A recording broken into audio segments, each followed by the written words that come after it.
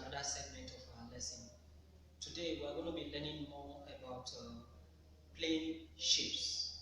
We're going to be learning about plane shapes. Plane shapes including two-dimensional shapes and three-dimensional shape. A plane shape is just a shape with a flat surface with edges and flat surface. These are good examples of two-dimensional shape. A two-dimensional shape is a shape like a circle, a square, a triangle, a rectangle. They are two-dimensional shape because they cannot stand. Now I can just keep it. They are not standing. You can't keep this way. It will never stand. You can't keep a circle this way. It will never stand. You can't keep a square this way. It will never stand. That's why they are two-dimensional shapes with just edges and flat surface. We're going to be looking at symmetries on this shape. Symmetry simply means how equal can you divide a shape. Like me standing before you, you can share it into two equal parts this way. This half and this half. That is a symmetry. Example of symmetry on a square shape, for instance. You can equally fold this, square into two equal parts so that the edges will touch equally. You can see that you have one line of symmetry here. At that point, you can still fold it this way so that the two edges can touch. It's still a square, no matter how you're folding it, it's a square. It's another line of symmetry. So how many lines can you see? 1, 2. But if you want to count, it's 1, 2, 3, 4.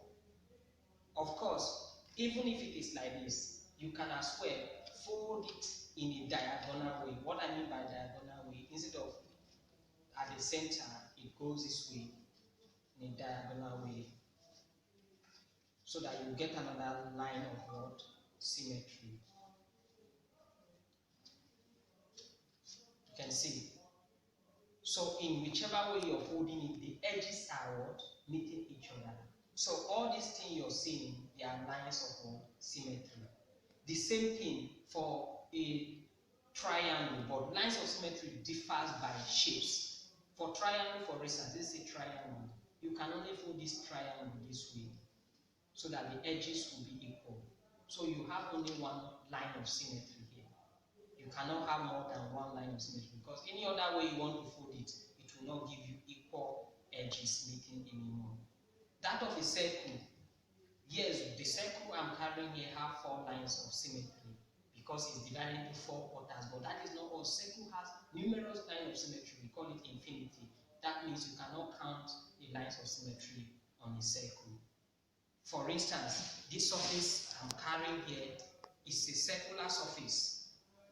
I want to show you that circle has different lines of symmetry that you cannot count. Now, if I open this shape, you can see all the edges seems to be equal. All the edges seems to be equal.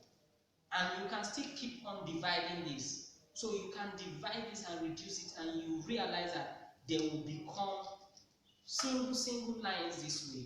And when you return it, you are actually getting back your circle. So that is all about lines of symmetry. So the line of symmetry on a rectangle is different from that of square, is different from that of triangle, is different from that of circle. So basically, on a two-dimensional surface, on a two-dimensional shape rather, there are shapes that are just having edges and flat surface and they cannot stand. So we will be moving to three-dimensional shapes. Three-dimensional shapes are shapes that can stand. This is an example of three-dimensional shape. They are shapes that can stand on their own with edges, surface, and so on and so forth. So this is a cylinder. This is also a cylinder. This is a a cone. This is a cone. This is a cylinder. This is a cube, and this is a cuboid. All these are three-dimensional shapes. Why? They can sit and stand on their own, and you can carry them, and they have various surfaces. But for two-dimensional shape, their surface is just one, because if I put this on the board, you're no longer counting the other side. So they have just a surface and edges. Okay, just as we looked at line of symmetry on two-dimensional shape, we'll be looking at some edges and what vertices or corners on our various three-dimensional shapes. Okay, for instance, this is a cone. A cone have a single base. Base simply means where it can sit. This cone cannot sit this way. Example of cone are your thatch houses, your Christmas party cap or birthday cap, your ice cream, and so on and so forth. They can't sit this way, but they can sit this way. So the point at which they are sitting is just 1 point for a cone. And it has a vertex, just one vertex. The vertex is the peak of it. That is all for a cone.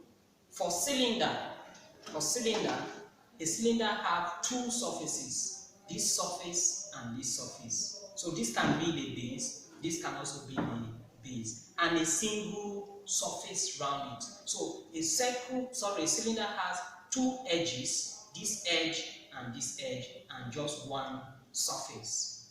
That is all for that. For a cuboid and a cube, there are similarities.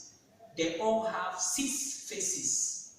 Okay, 6 faces. Now, this is what? 1. This is what?